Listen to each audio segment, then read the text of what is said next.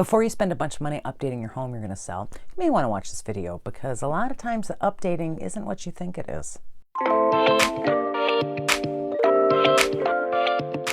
Hey guys, it's Erica Galinas here for a weekly seller tip. I want to talk about updating your home because there's a lot of confusion for home sellers, particularly ones that have lived in their houses for a long time, as to exactly what an update is and most importantly whether you're going to get your money back. So I often get calls from sellers that I've been working with for a while that are ready to list their home, and they ask me what kinds of updates should I do. That obviously depends on, what kind of house they have, how old it is, the layout, things like that. But the most important factor is, what does that seller expect in terms of getting money out of the house? A lot of times you can update a house, not get the money back out. So let's say you put $20,000 into your kitchen. That doesn't necessarily add $20,000 to the value of your house. In this video, we're going to talk about why that is.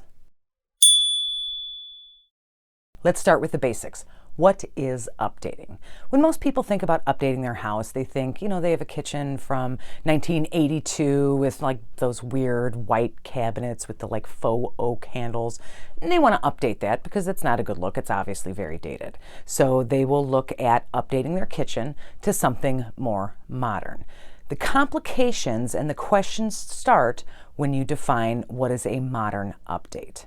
This can be especially tricky with sellers who have lived in their home for a long time and are older. No matter how old you are, your basic design styles and the things that you perceive as the most classy or the most expensive are usually baked in by the time you're about 30 or 35 years old, which is fine. Obviously, nobody's taste is bad taste in most cases.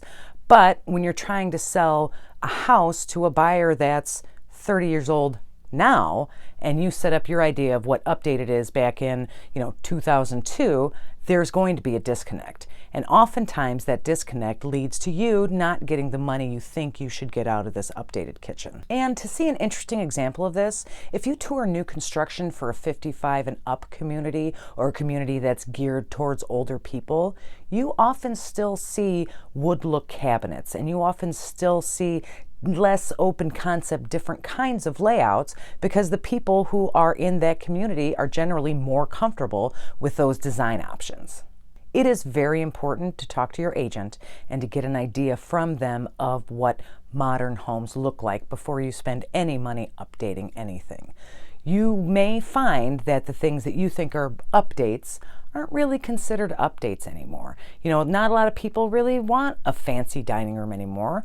Younger people want office space or playroom space. There's all kinds of different things that go into what make a home livable for the quote-unquote perfect buyer, and you need to make sure that you're aware of what buyers are looking for right now and not what they were looking for when you bought your home.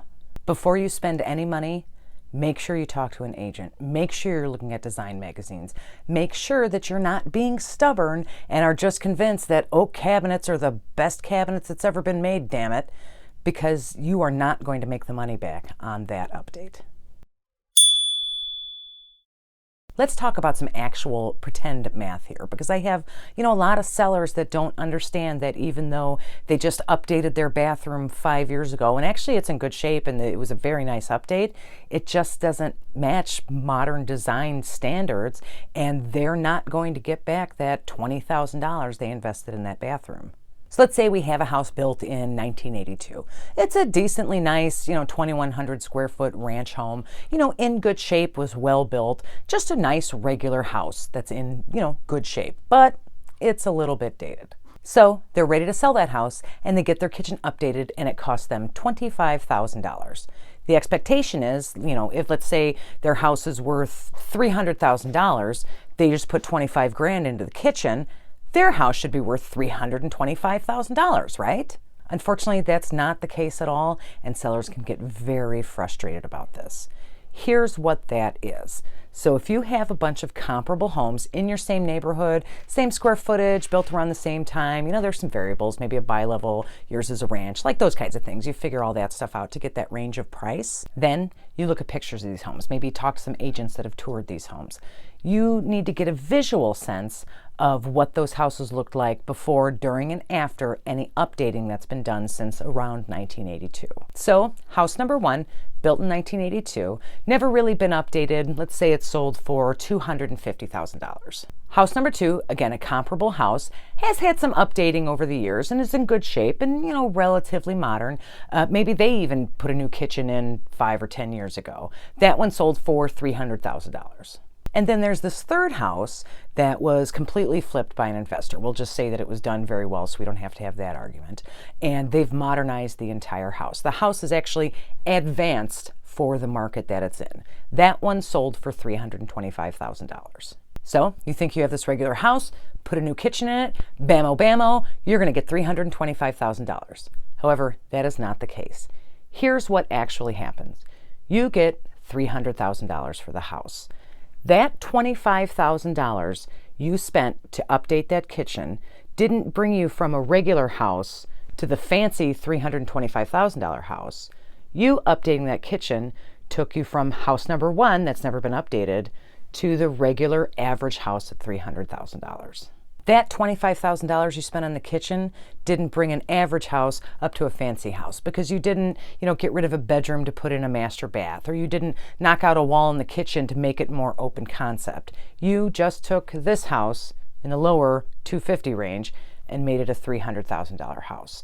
So you're kind of getting a benefit on that $25,000 because the return you're actually calculating from is down here, not in the middle. You brought your house up to average standards, which again is kind of awesome because if you hadn't, you'd only get $250,000. So the way you should look at it is that you took your $250,000, spent $25,000, made it into $300,000, which is, $25,000 spent, that's a $25,000 return. That's the way to look at it. But if you go into looking at it that just because it's new means it's modern and advanced, you will be disappointed.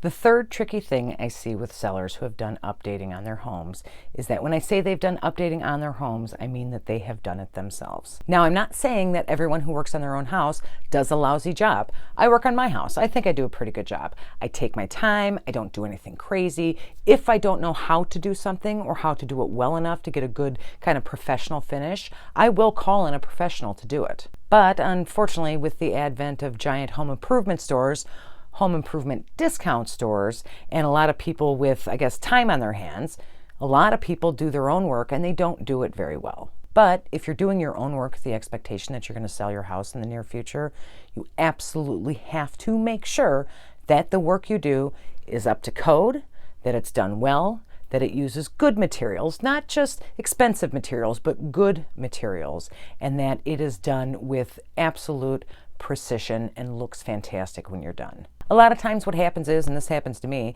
is that when you do something, you look at it when you're like, look at what I did. It's awesome. It looks great. I put in a door. I've never put in a door before. Super awesome, blah, blah, blah. But honestly, it's not awesome. It's awesome that you did that. It's awesome that you saved a bunch of money. It's awesome that you developed your skills and things like that. But a buyer doesn't care about any of that stuff. The other thing is that most buyers are going to have a home inspection. So any corner that you cut, anything you kind of fudged in there to make it work, anything that you didn't really know how to do, but you gave it your best try, again, awesome, but a home inspection is going to find that and flag that as a problem. I'll have sellers that say, they just updated their bathroom themselves, and they really worked hard at it. They gutted it down to the studs. They changed the tub to a walk-in shower, all new tile, all new flooring, new fixtures in the bathroom, a new toilet paper holder, the lighting, everything. They updated everything, and they did it, mostly the right way. And absolutely good on them, because bathroom remodeling is stupid expensive right now. But when a buyer walks in there and they notice that the tile is a little crooked, or the caulk lines are all kind of messy, or the plumbing under the sink doesn't have the proper S-trap you need, or something like that, which either the buyer sees because there's a little bit, I don't want to say sloppy work, but a little bit of more unskilled work, Or a home inspector comes in and realizes that, the do-it-yourself plumbing that you did isn't really up to code and probably won't work right. Your buyer is not going to have that emotional connection to those updates that you did. You spent, 16 weekends doing this bathroom together, and you updated it from 1982, and now it's all white and it's all perfect. But unfortunately, a buyer without that investment is not necessarily going to see the value in it. That's, again, an update that takes you from unupdated to average updating. My advice to you, if you're thinking of doing a high-ticket update in your house, is to make sure that you do it basically perfectly inside and outside of the walls. And it's probably not a bad idea to have a home inspector come before you list to kind of, look at things behind the scenes and make sure that it's going to look okay on an inspection.